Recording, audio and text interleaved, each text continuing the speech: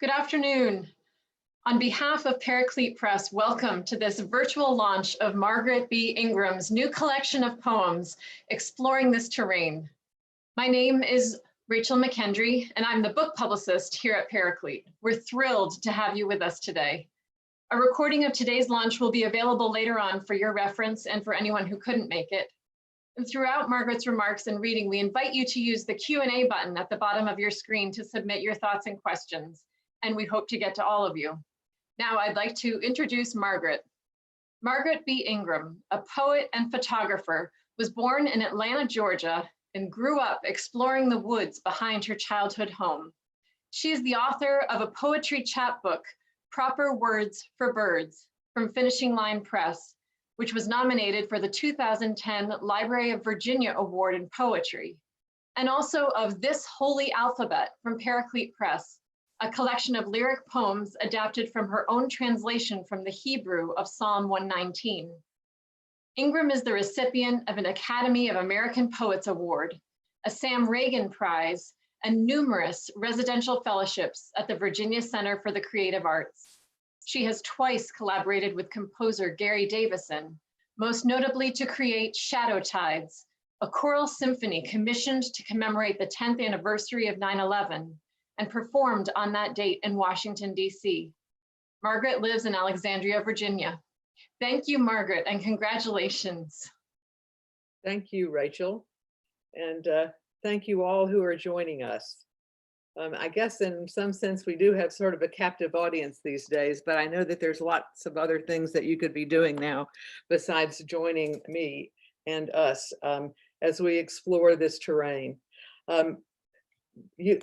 This book, as you can see, and I hope some of you are holding it in your hands, is absolutely beautiful. And I want to begin by thanking my friend, thank you all, my friend and magnificent landscape painter, Gray Dodson, for allowing us to use this beautiful painting that she created as the cover of this book. I met Gray during a residential fellowship at the Virginia Center for the Creative Arts. She was painting, I was writing, and we struck up a long and wonderful friendship. As we move through the book, you will see that we are going to start in an area of the country that looks very much like this. So as I read the first poem, just hold this picture in your memory. And I want to speak just for a moment about the title of this book, Exploring This Terrain.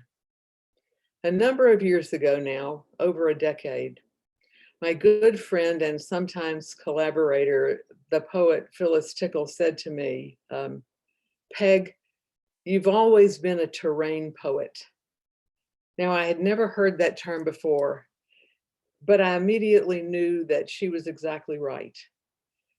I'm not a nature poet, as some would say, but I am a terrain poet, and one who regards each poem as an opportunity to explore a moment, a relationship, an image, a sound. So I hope that you will join in with me now as we go through the exploration of a number of different terrains. My book is, by the way, my book is dedicated to Phyllis's memory as well as to my brother Chip, with gratitude to both of them, and is also for my dear great niece, Madeline Grace, so someday she will know. I've divided the book into 7 sections, each section representative of a specific type of terrain. And I will, as I go forward, introduce that terrain before I introduce the poem. This is an unusual reading for me because I have not selected the poems that you are going to hear today. We put out a request to those who had registered and asked what others would like to hear read. And so the majority of this reading is in response to those requests. But I do want to start first at what may seem like a strange place. But let me explain. Probably about 6 or 7 weeks ago, when we were just hearing about COVID, and before we had been ordered to shelter in place and take all sorts of other strange activities in, or go without those activities, my friend Enid and I were walking down the streets of Alexandria, Virginia, toward the water, a place that was usually teeming with tourists and folks eating outside and lots of noise and lots of tour buses and all that. And it was practically empty. And Enid turned to me and she said, "This reminds me of 9/11. And I thought for a minute and I said, yes, you're right. Indeed it did. 9/11, of course, was a tragedy, a crisis, not of the scale of a pandemic at all. And it certainly did affect certain parts of the country more than others. New York, obviously, but also those of us here in Northern Virginia who have the Pentagon in the backyard. But it frightened us. It was a whole new crisis. And when we were in the midst of it, and for a number of weeks after, when shops were boarded up, we wondered if we would ever get out of that. But we did. And in thinking back on that whole experience and what came after, I wrote this poem called A Neighbor in the Aftermath. It is long. It is a narrative poem. It is a memorial poem. But I hope also that it is a promise to us and a prophecy that while we're stuck now in a very strange and frightening place, there will come an end and there will be an aftermath. A neighbor in the aftermath. For years, I watched my neighbor groom his piece of land and never say a word. And yet I marveled at the way his hands would gently pat the dirt around the bulb, how neat and round he clipped his shrubs, how straight he pushed the mower across the grass. He never stopped to talk, nor I to ask what he thought of anything, except a few days in the aftermath of that bright September blight that left us dumb. And he too stood at first silent and still, leaning on the handle of his hoe, then pulled off his hat and gloves as if to show respect before he pointed to the bed. And then, with more eloquence than I imagined he possessed, he simply said, "Look at the way I've always arranged the plants, just as my father did. The smaller ones against the edge, the taller ones in back, and all of them laid out in patterns by their hue. And surely passers-by do stop amazed at what they say is the constant beauty of my place, which, by the way, leads to one observation today I feel obliged to make. What we have always called perennial, of course, is not and never was. Each gardener knows every blossom drops one way or another, victim to its fleeting season or to sleet or drought. And what opens next year on the slender shoots, although quite similar, are different blooms, drenched in a different life. But I digress. It was this I had to say. Sometimes when I work my yard, I look beyond, out where I see the 100 textures, 1,000 tints of green. And there's a wonder in the way the rough winds seed the field in broad array, like love and grief. The way the leaves are not raked clean, the way the flowers are not in bordered beds or ordered color schemes, the way it makes vast, perfect gardens that need neither trowel nor hands. And then, like that, he stopped, pulled on his gloves, and slipped back into his hat. This year, his winter garden is much finer than the last. Burford hollies thick with berries, rows of pansies manicured, some blossoms fully open, other buds still holding tight. When I pass his house, I simply try to match my gaze with his, the way that it goes out past the corner of his neat stone edge.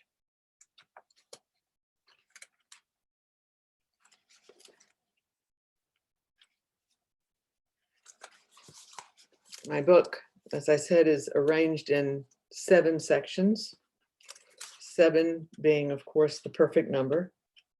Each of them is introduced by a short passage from Scripture. The first, like the picture on the front, is called In Mountain's Shade. In his hands are the depths of the earth. The heights of the mountains are his also. The poem requested from this section is one called Ordinary Time. Now, any day we might think of as ordinary time, and certainly that's true. But in the church calendar, ordinary time is that period of time, that long period of time between the church year after Pentecost and the Ascension. It's notes every day, every single day, as simple or as ordinary as it might seem, as a day of celebration, ordinary time. Just as I lamented the cloud cover, the forecast for another rainy day, she chided me, said yesterday had been so glorious, not for lack of rain, though there'd been none, but because last week they'd come torrents to green the lawn and nudge the buds along. Just as I spoke, the sun emerged again, began almost proverbially another minuet with vernal fog, opening the grand dance hall to the crowds of chirping passerines. And the groundhog I had not seen this month came scuttling happily along the perimeter of the tottering barn. In light like this, I question how to hold blessings such as these in trembling hands, can barely understand as today ends in a pink-robed gloaming where ordinary time concludes and season of bright gratitude begins. I have seen creation show itself pristine, and I know that it is good.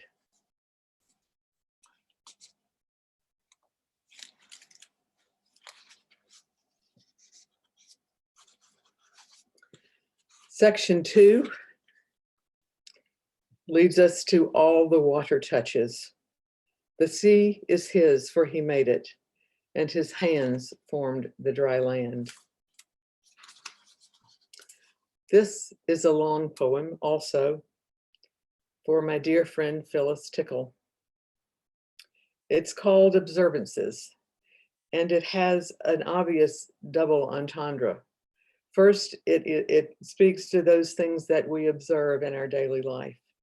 And second, it refers to those observances or rituals that are part of fixed hour prayer, the divine hours, Phyllis was one who prayed the divine hours and who brought back that tradition to us in modern life.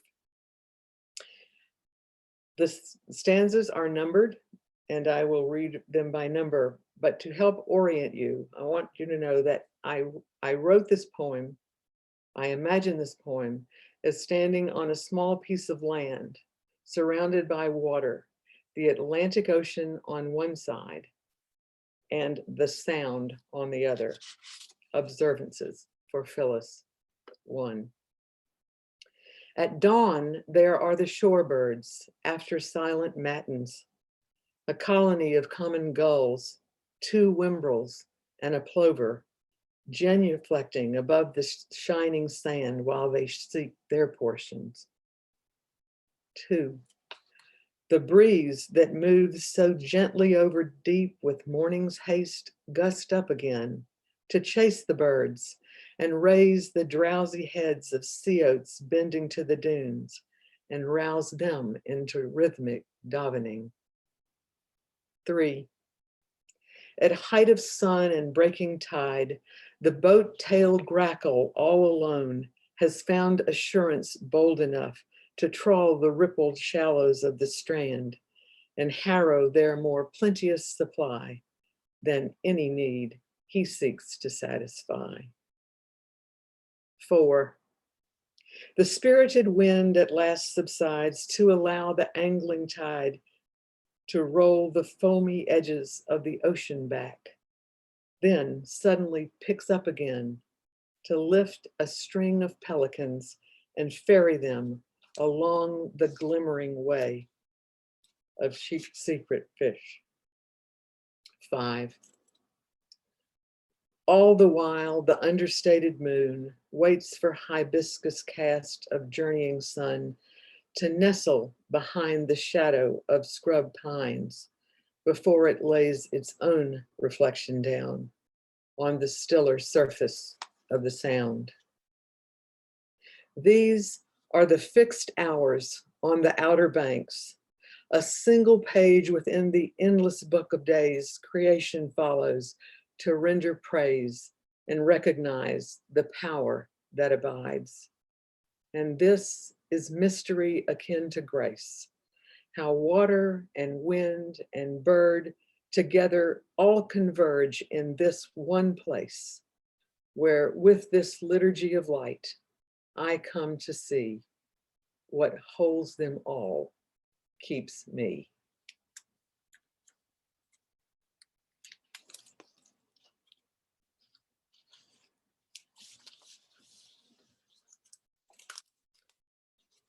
One other from the water section.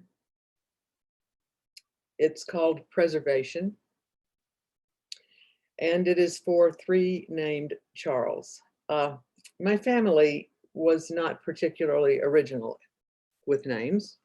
There were 4 in a row named Charles. My grandfather Charles, Charlie. My father Charles, Charles. My brother Charles, Chip. And his son Charles, Chase. My father waited a long time for a grandson, and unfortunately, when he arrived, my father was very ill and dealing with my mother, and those sicknesses were an impediment to their spending a lot of time together. But I knew, because my father told me all the time, how much he wished that he could share things with a son, a grandson. He did with a son. And so when I talk about preservation here, I talk about the preservation of someone else's story. That was my father's story that he told me that I wanted to pass along for him to his grandson. That was triggered in my mind when my nephew told me that he was going to go to Costa Rica on a trip with his class from school, and that part of what he was going to do was to work to preserve the great leatherbacks, the gray sea turtles. So From that imagination, I molded a myth for them both. Preservation. For three, named Charles. My brother's son barely knew our father and never heard him say when he was young and the sky was clear enough so that the moon brightened the beach. It was all he needed to follow her deep tracks and see where she nestled her eggs in the dry sand. And he would stand looking toward the tide and think about the day some would know the way and scurry toward water to hide in sargasso weed where they would feed for decades until they grew as large and strong as the ones that let him climb upon their heavy carapaces to ride along at labored peace what seemed like miles across the barren sand. My only brother's only son patrols the wide shore of a different land, searching for a single clutch of hope from which to take in hand and point toward the sea, enough of the tiny leatherbacks to keep safe for another century, the preserve of a small posterity. His grandfather's near dream of him, of them, side by side astride the great turtles, gliding toward moonlit waves, diving like the dolphin riding boys of lost Atlantis into the briny myths of an enduring deep.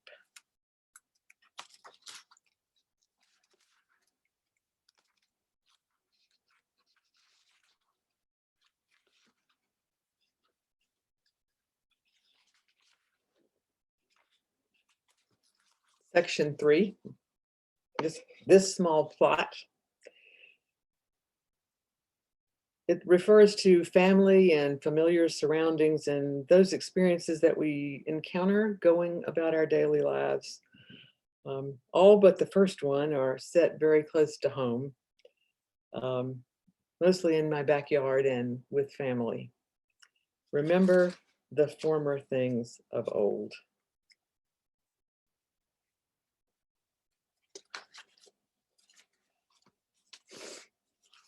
This one, by the way, I've taken liberty with.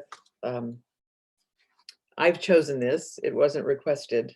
It is called Great Blue in the Cemetery. And some years ago, I was fortunate enough to meet the wonderful poet Grace Schulman, whose book, Days of Wonder, I commend to you. And she was often noted as one who wrote well-crafted verse with portions of both reverence and lament. I hope that mine have both of those as well. But when I spoke to her afterwards, and I had read this in her presence, she said, well, you know, every poet has an obligatory cemetery poem. And then she said, you did well. Great Blue in the Cemetery. What brought you here to this landlocked place of stones carved out rectangular and set down hard against a ground, laced with thin coverlet of pine, needles shining fine as amber beneath the trace of mid-December frost? What kept you here to watch my annual return to this small plot from which I'm hewn, and still the only place for me to move alone through generations left to right, husband, wife, father, mother, toward the pause by which my single plight will break not heart so much as perfect alternation? Surely none of that escaped the sliver pierce of your gold hair and eye. And yet you were not moved at all by that, or bite of season, or bitter wind the cloudless azure southern sky belied. From where you gravely stood on poker leg, you must have heard me speak their names, and must have watched me clear the plot. take in hand a year's full residue of twigs and cones and fallen bark, and sweep them off without my glove, and place my palm against ancestral stones to push away the cold that time insists to leave and rocks agree to hold. There, you were solitary witness to the solemn rite that I had thought I was observing fully out of sight of any other being. And yet seeing that is what made you wait my notice before you opened yourself up to flight, unfolded the great span of your blue wings that left shuddering in their wake all bound and weighted things, a marble angel tilted on headstone's crown, and me, bent down, whispering and chilled and yearning to secure everything our visitations bring and all we take from such a strange winter meeting place.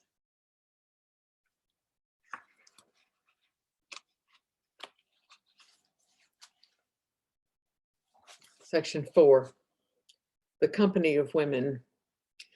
Speaking as a woman myself, I think I can say that most of us find our interactions with other women to contribute as much as heritage or genetics or anything else to making us who we are. Or at least I can say that of my mother and my grandmother, my aunts, my friends, my niece, my cousins, my colleagues, and my daughter. And a daughter had I one. I think of my niece as my daughter. So these poems come from that section, The Company of Women. The strength and dignity are her clothing, says Proverbs, and she laughs at the time to come.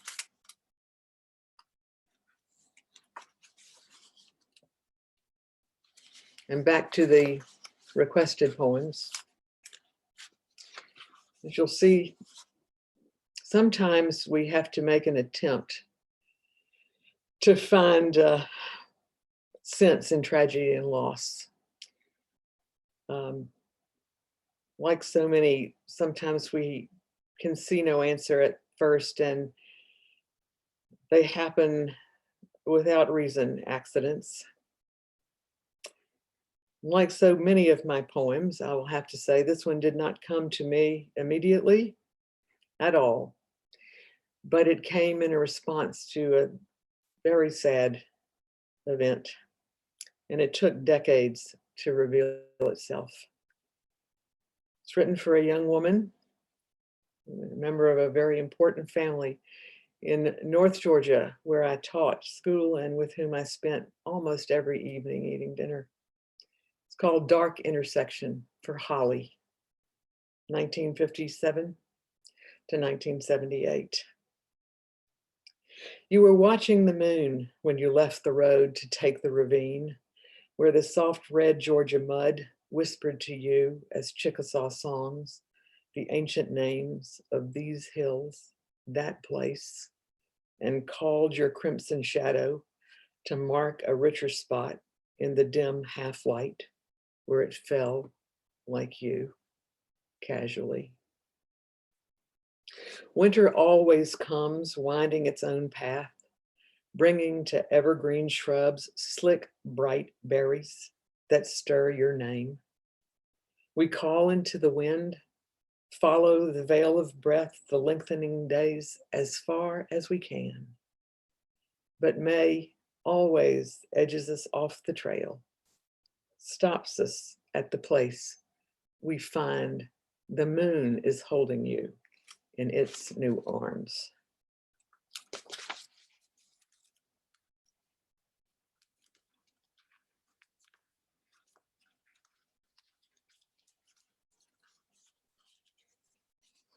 Section 4, End of Men. what I said of women, I could certainly say of men, although of course in a different way. And I've really been blessed in all sorts of ways with my relationships with men, and particularly men who were quiet and wise and loving. As Proverbs says, a fool gives vent to his spirit, but a wise man quietly holds it back. This poem, I am very much delighted to say, was requested by several folks, and it certainly is one of my favorites. It recounts a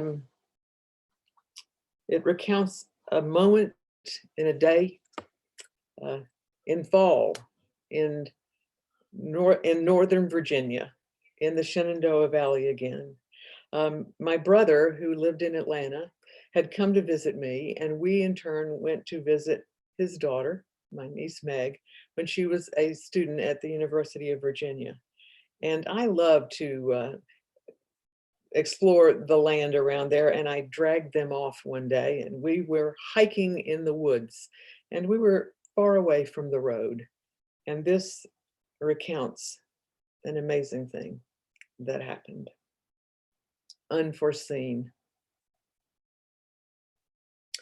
If the stag had not shot from his sentinel post high on the beach-lined ridge and split the cinder trail just one pace in front of you, tossing his head in full careen, we would see every point of his 8-tined rack before he disappeared into the echoing ravine.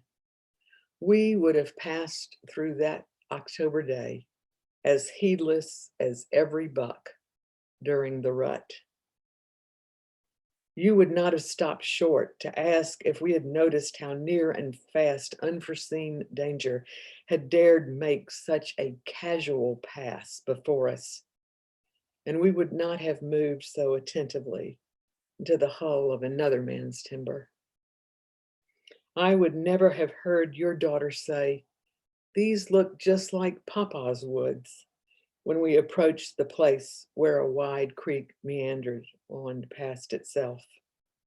Nor, after I forded first at the Narrows and looked back as you spread your feet to keep everything in balance and reached to guide her over the felled trunk, would I have chanced to see in that flash, as white hot as the flame tail of the fleeing buck, an after image of our father and me, and how closely the generations follow when they encounter unfamiliar waters.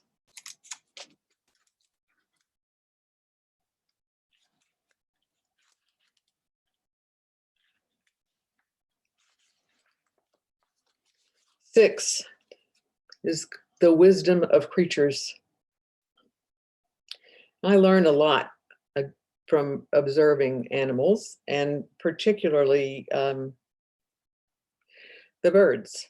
Just this morning, in fact, before first light, when the rain was torrential and one could barely hear anything, a sole bird was singing from his little heart out outside. And I listened. But I am very, very mindful of the fact that some of my friends get tired of hearing about the birds from me. A friend has told me from time to time, and I understand, okay, Peg, enough, the birds. But we have other advice as well. Consider the birds of the air, we are told. They neither sow, nor reap, nor gather into barns. Or also from Job. But ask the beast, and they will teach you, and the birds of the heaven, and they will tell you. But in deference to my friend who doesn't want to hear more about the birds, I will read this one that was requested by another friend. Not a bird poem, but an animal poem. It's called Witness. Beside the pasture this morning, I witnessed the anticipation of the one waiting horse turn to what seemed like disappointment at the discovery of my empty hand, while the second small stallion watched content from behind the frosty nimbus of his breath before they thundered off together, whinnying, to find satiety in new grass and withered shoot. Not harnessed by the question around which we so aimlessly trot, of how to make every desire our own private possession. For them, in their land of plenty, sufficiency is always a given, for what is given is sufficient.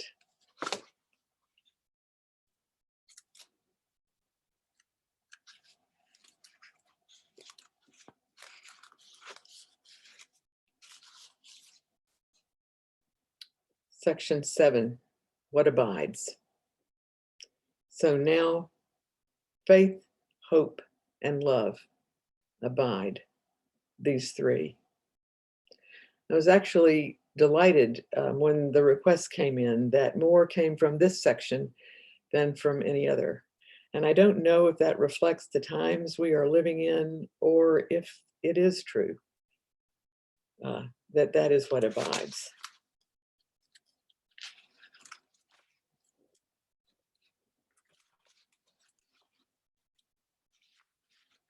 This one in particular was requested. It's called Epitaph.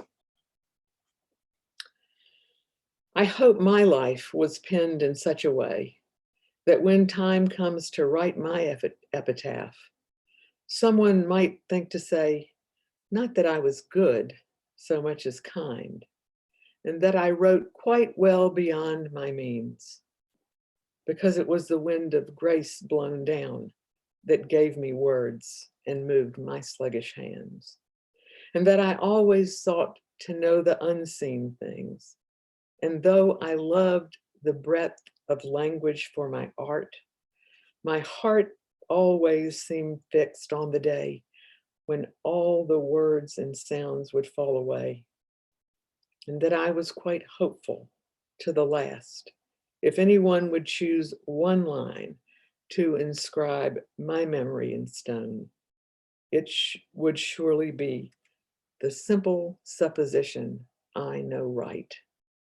There simply is no synonym for light.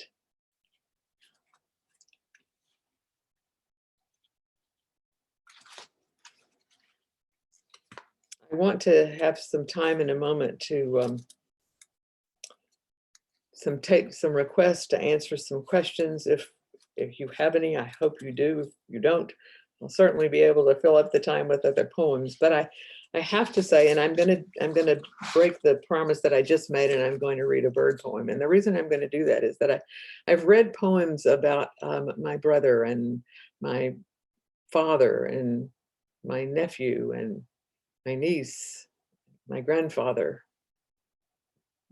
I haven't read one about my mother.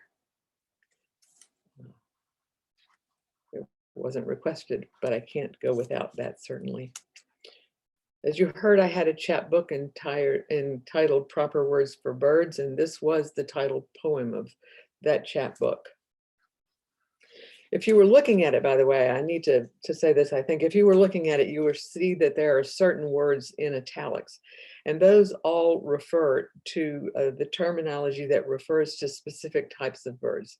Some of them are certainly, some of such words are certainly familiar to you. A flock of birds, a gaggle of geese, but these are strange. So let me say them so you'll know when you hear them what they are. Voliere, piteousness, dissimulation, parcel, descent, and charm. Those are the proper words for certain classes of birds. Proper words for birds. Voliere is a word I'm sure my mother never used, may have never heard, Although she always pointed out the birds in flight, the places they would light, knew everyone by name, found such riotous delight in the way the cedar waxwings lay on the winter ground between Papa's house and ours, not dead, but drunk from stripping the overripe white orange berries from the laden Paracanthus branch she espaliered on our old brick wall. Never did she tell us, if she knew, that the several mourning doves my father loved above the other birds were, strictly speaking, a piteousness whenever they came together. Nor would she have ever let on that the masks distinguishing the tiny ruby-crowned kinglets and black-capped chickadees might have been the very thing that caused the ornithologist with so earnest a distrust to term them altogether a dissimulation. Mother's was a kind of understanding that reached beyond the limits of science and its strange taxonomy. Mother always spoke to us in other words about the birds. Listen, hush, come quickly if you want to see that crazy nuthatch creeping upside down again, there along the trunk of that maple tree. Watch, she would explain. When the hopping robin stops and cocks her head toward the ground, it means she's found a tunneling worm by the sound only birds can hear. So now, when spring sends migrating parcel after parcel back from my native South, reminiscence touches down in me as the descent of flickers to magnolia's glossy leaves. Tea kettle chants of Carolina wren, open memory, and mother's voice floats back on each familiar note. And I want to say, in language plain as I was taught, Mother, I have thought of you when the redwings storm the marsh and when the goldfinch sings. I imagine she would answer me, I know you have, and that you've learned without so many words to apprehend the charm of hummingbirds.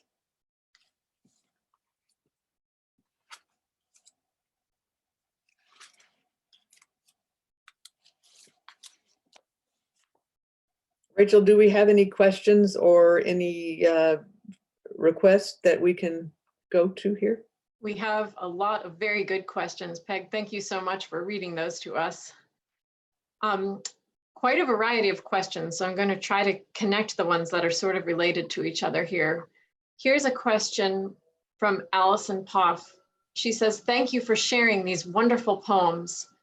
When did you begin writing poetry? And do you think that your poems tend to reflect any particular phase of life?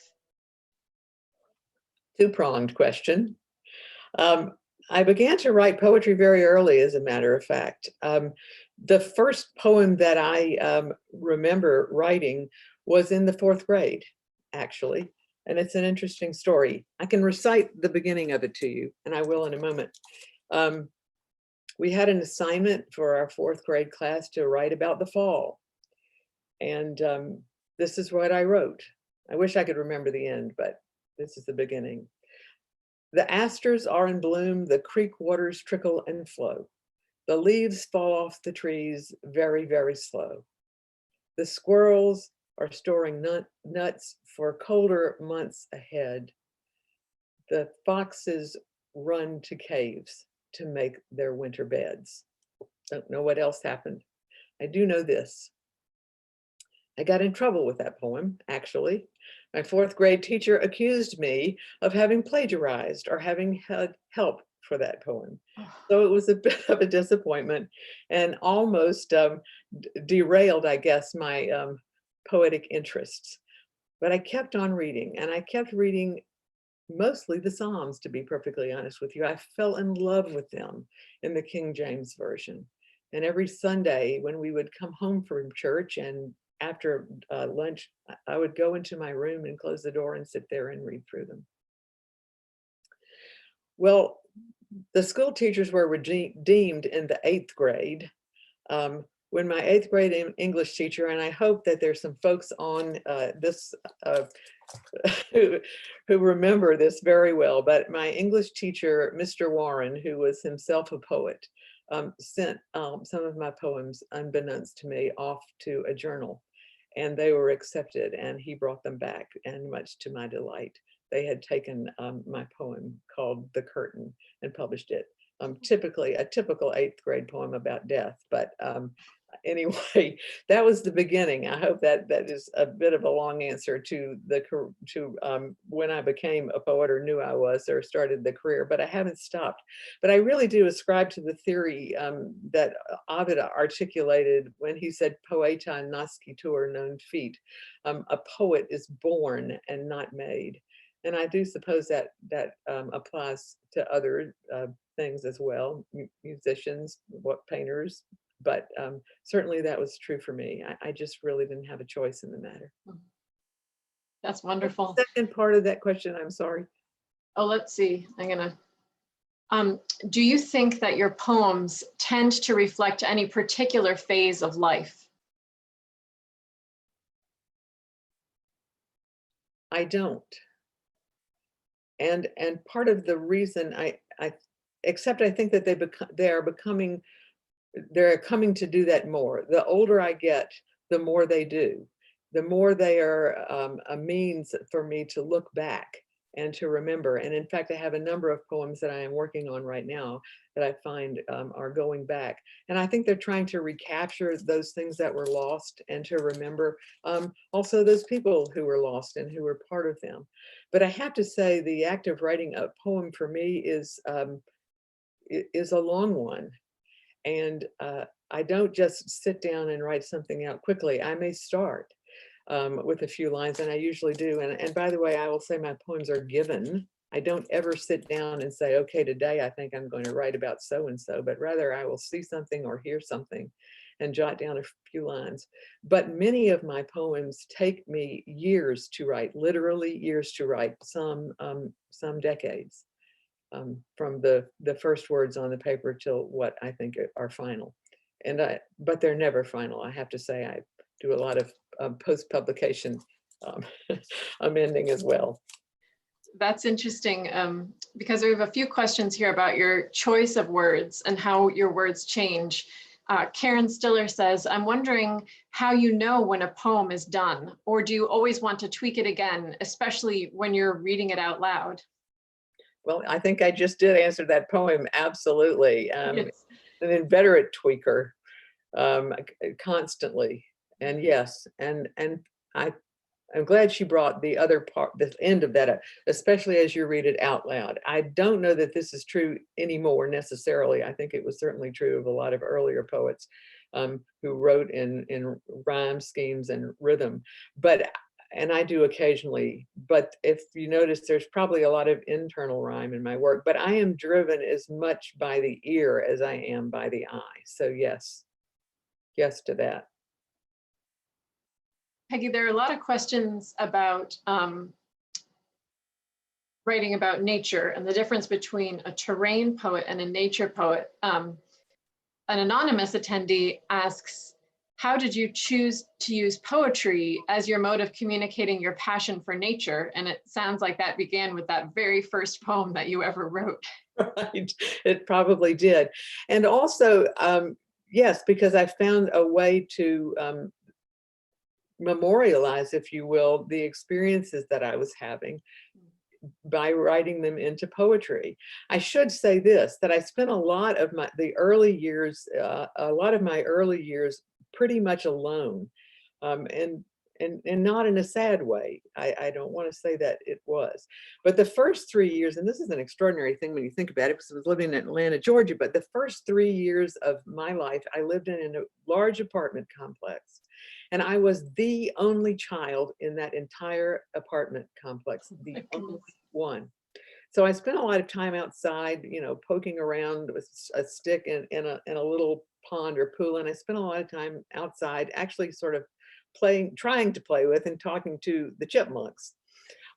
Later, at a time when I was about 4, maybe 5, we moved to a new house, and my father was a builder, and he built 2 houses next door to one another, ours and my grandparents, his father and mother. And there were lots of vast woods outside, but not many houses and not many people yet either. And so I spent a lot of times literally growing up in the woods, going out, and the word I would use when I could convince anyone else to go with me was, let's go explore. So that just came very naturally to me. And again, there were just 2 of us, me and my brother. We were almost 6 years apart. So, by the time he got to be a person that I could interact with, I had a lot of time as a solitary. Peggy, can you explain the difference between a terrain poet and a nature poet? Sister Sally Witt is asking. Absolutely. I love that question. And I hope that my book answered it in a sense, because the terrains that I explored here, and by the way, it's again, Phyllis said that to me, Peg, you have always been a terrain poet. And it was like, what? I've never heard of such a thing again before, but I've used it again and again. And that's where the title of this book came from. But I realized that there are many kinds of terrains that are not geographic at all, that are not part of nature at all. There's the terrain of love, there's the terrain of grief, there's the terrain of family, of loss, and all of those things. And that is what I have endeavored to explore in my poetry and in this book.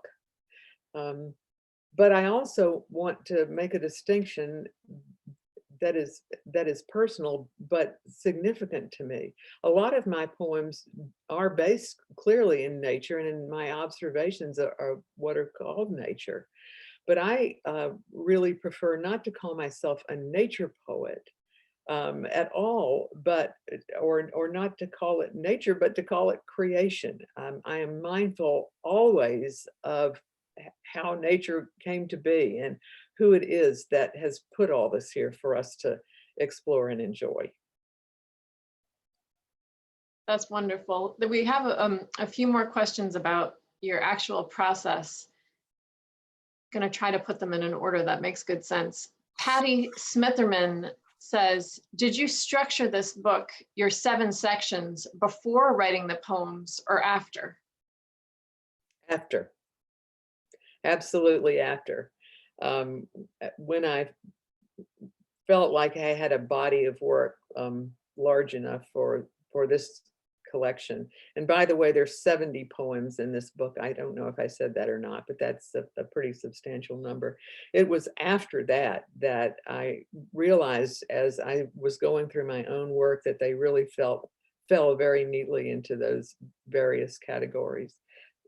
Some rather obviously, when I'm writing about mountains or seashores, and others not quite as much. But when I had them all spread out, I saw that they fell together that way. And there was a unity. There was certainly diversity in all of them in each section, but there was also a unity about them. Sherry Page says, your reading is stunning to witness. And by the way, thank you for reading Witness. My question is about your process. How often, when in writing a new poem, does it fall out in a way that surprises even you before any editing begins? It always, well, it takes a long time, as I've said in an earlier response. So it very rarely, if ever, falls out whole.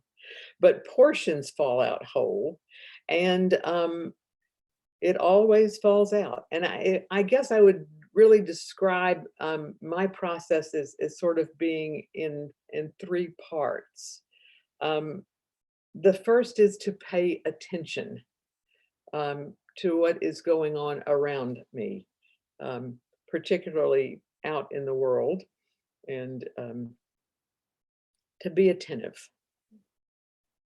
I don't sit down at my desk ever and say, I think I'm going to write about X, Y, or Z today. Poems are given to me, and they'll frequently just come to me.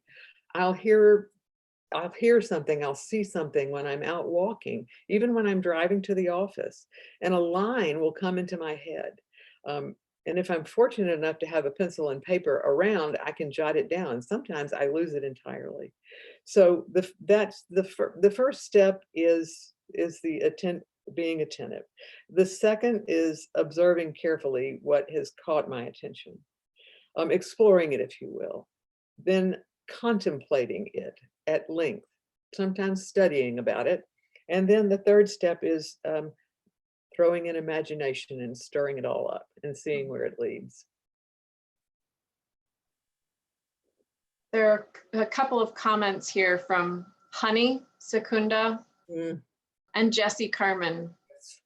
Jessie says, sending you much love for remembering our family, our special times together, and our precious Holly, whom we miss incredibly.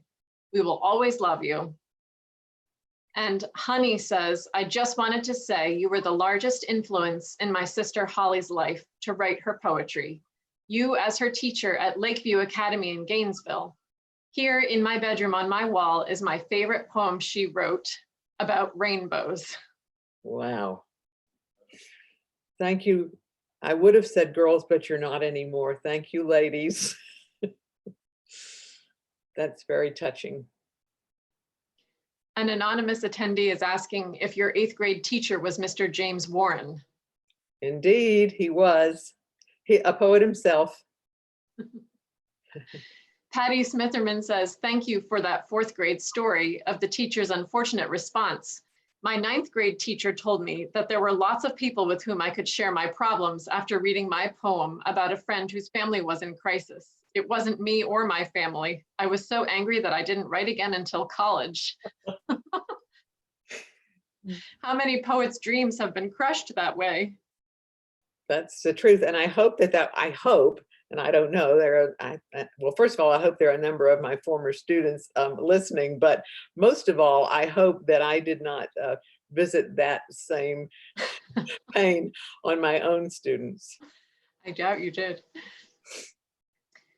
Someone who you know dearly, Chase Ingram, says, your connection to the terrain grounds, no pun intended, your spiritual and artistic life. It's ironic that the natural world itself has forced us to take cover indoors, and we still don't know how long it will last. Your poetry gives us a much needed escape, and we are primed to appreciate the blessings beyond our doorsteps more than ever before. That said, I'm wondering how you personally are able to nourish your spirit and your art in these unprecedented times when your primary inspirations may be inaccessible. Well, first of all, I've got to say now, wasn't that another poet speaking? It certainly was. Indeed. And he did, and he is, and he also studied some poetry at Vanderbilt with some pretty famous poets as well. So I'm happy, and I'm happy to hear from you, Chase, and to know that you were there, that you were when I was reading, and I hope you liked hearing about Papa and yourself. The answer is I do get out to walk around the block with the dog several times a day. And actually, I've been inspired by that. I will hear a bird. I'm always reticent to say that now, as I did this morning, or I will observe something unexpected. And I think that's the point. We need to be attentive. We need to pay attention when something unexpected comes to us. We need to ask the question, what's the message in that?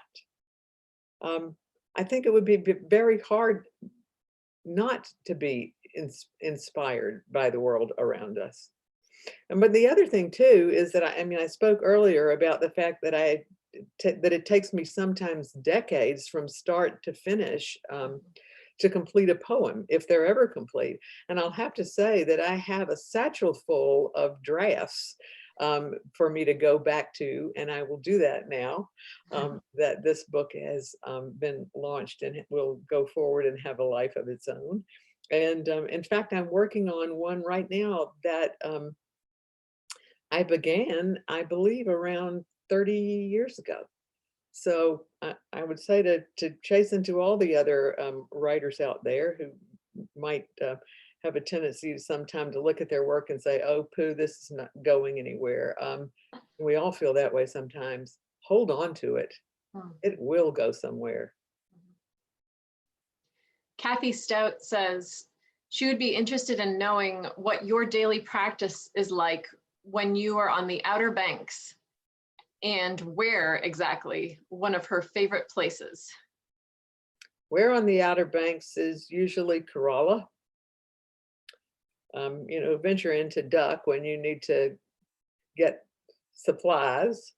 Yeah, a number of the poems in this section are from the Outer Banks. I mean, the key one, I think, of course, was that one of I'm looking down because I want to find a little tiny one that was also inspired on the Outer Banks. And gosh, you know, it's almost forgotten one being in my life who's really important, and that's my pooch, my dog Schroeder.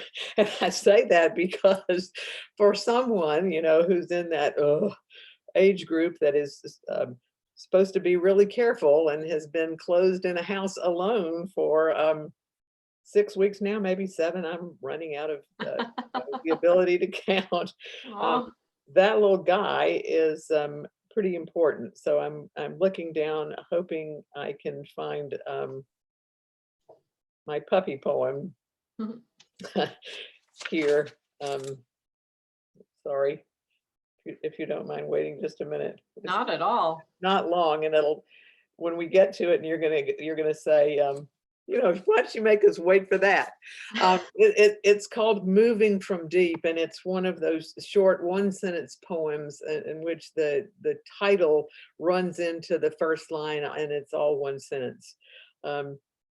Moving from deep, the ocean gust raises the flag of my small dog's tail, just as it plumes the heads of sea oats clinging to dunes, billows them both, as if there were no difference between what is new and impetuous and what is familiar and rooted, for it is neither, this wind.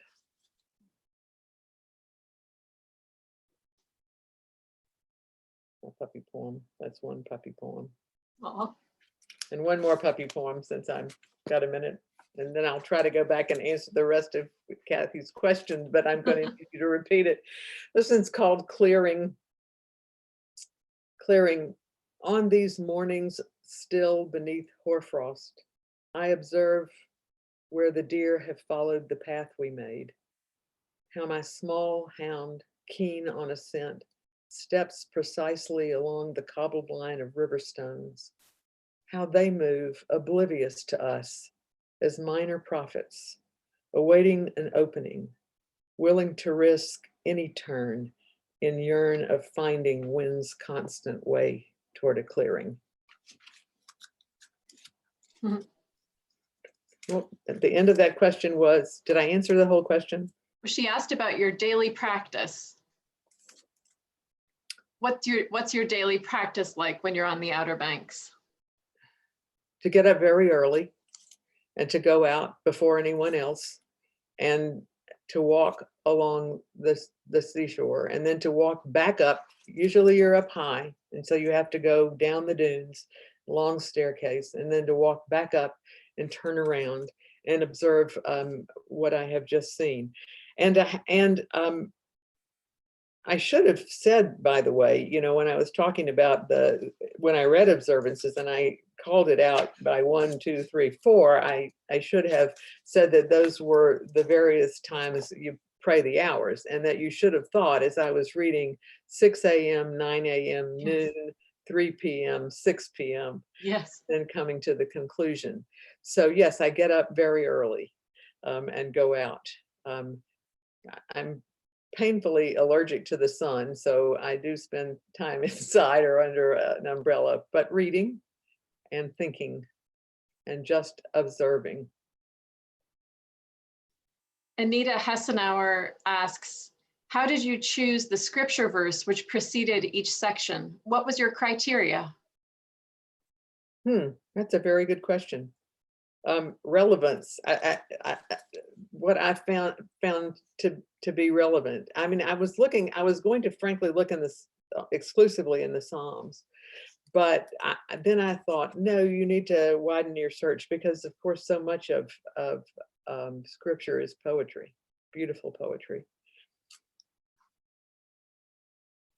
And I guess as I thought about the section, I would think about what I looked at, I guess, as the thread that connected them all, and then see what I could find. I probably used a concordance as well. I mean, some of them came to mind immediately because there were passages that I loved, and I think I probably looked at a concordance, and then as I read through all of those passages, picked the one I thought was most appropriate. Robbie Pruitt says, thank you, Peg. What are you doing to celebrate National Poetry Month other than the obvious? Enjoyed hearing you read your work today. I'm reading and writing every day, Robbie, or trying to write every day, and reading. You can't see, but I have quite a collection of poetry books, and in fact, I was challenged on a point once recently, and sort of upset, and I thought, no, I'm right about this. You know, I have this problem sometimes of having to prove that I'm right, but it had to do with poetry books, and I actually ran downstairs and pulled 50 different poetry books just as a sample off the wall to check. So that's what I'm doing. And also always reading the Psalms and the poetry of the Bible, my favorite poetry book. Jean McComish says, does your love of Hebrew affect your choice of words or the poems that you write? I think it must, and I think it must certainly indirectly. I mean, Rachel, you referenced my earlier book, and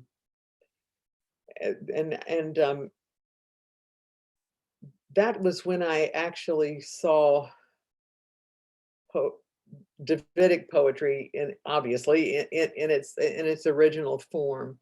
I took 4 years. It took me 4 years to translate Psalm 119 from Hebrew into English. I lived with that poem for all that time. That is, by the way, the longest psalm in the Psalter, and probably the most complex. But anyway, so yeah, I guess that I learned a lot. I didn't just have to go back and brush up on my Hebrew a little bit as I was working through that. Fortunately, I was still studying actively at the time. But I had to be so attentive. I had to pay such attention to every single word. And then I appreciated how attentive David and the other psalmists were to every single word. And that I certainly do believe has influenced the way I write. Although they, of course, were writing in fixed forms, so they had the requirement to be more attentive. And they were writing poetry, we need to remember, that wasn't in a book and passed around, but that poetry that needed to be memorized and passed down in the oral tradition. You have a few comments and then one more request, actually, Peggy. Gray Dodson says, Peggy, your poems and friendship are true gifts. I am more than honored you have chosen my painting for your cover. Your terrain speaks to mine. Gray, thank you. And I'm not being trite or silly or sarcastic or anything else here, but I mean this sincerely, and many people who have been around me lately know this. It's one case, Gray, where I heartily hope that a book is judged by its cover. Debbie Davis says, does Peggy realize she just caused me to time travel more than 40 years to 1976 to her creative writing and literature class I closed my eyes and I was 17 again.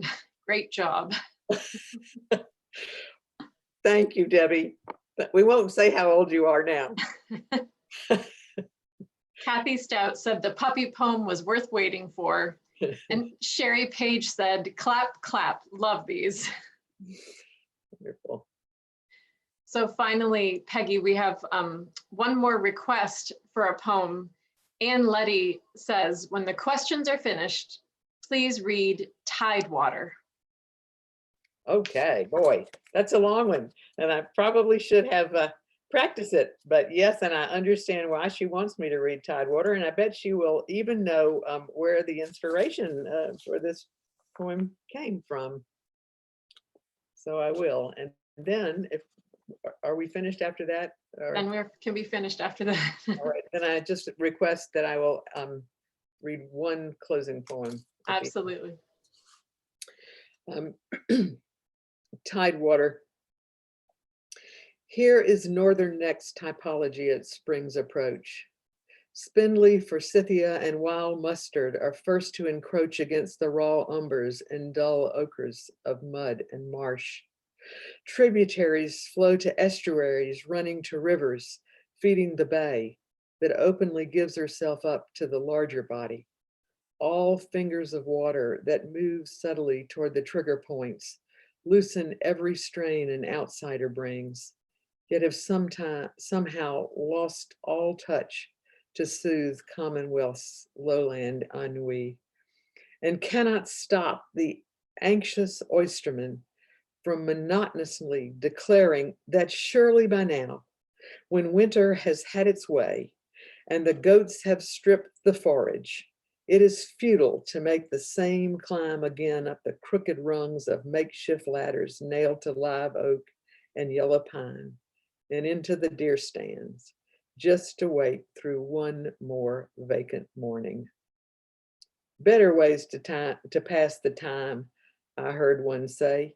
No reason not to let the beagles in with the fence foxes, to test for right instincts, hope to find the kind of grit they count on from the native hounds, how they lock on the scent, keep their heads down, hold their noses to the ground, dead set on the trail despite every distraction, just like that fine farmer's pack did 5 Aprils ago now, when it missed the vixen that crossed from the wood and ran 3 full circles through the rutted fields, spiraling toward the center, where she stood safe in the open, because the whole lot of them were hell-bent on making every perfect inbred turn.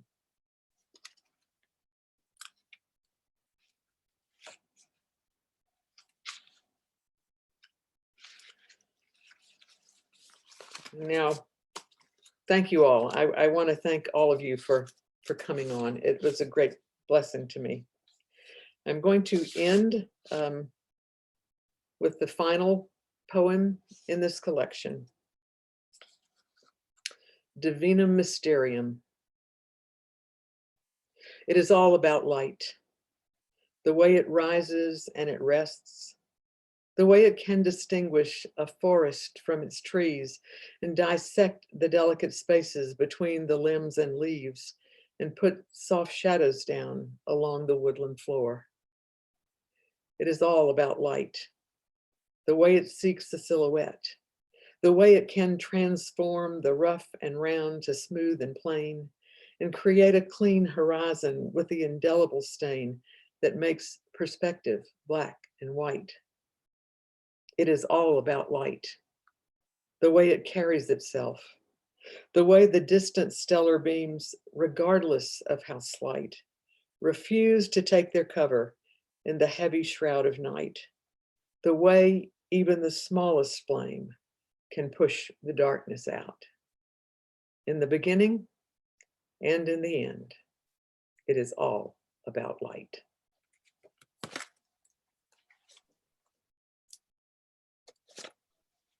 Thank you so much, Peggy, for that.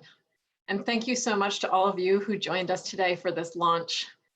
Exploring This Terrain is available from your local booksellers, and it can be purchased on our website, paracletepress.com, at 20% off.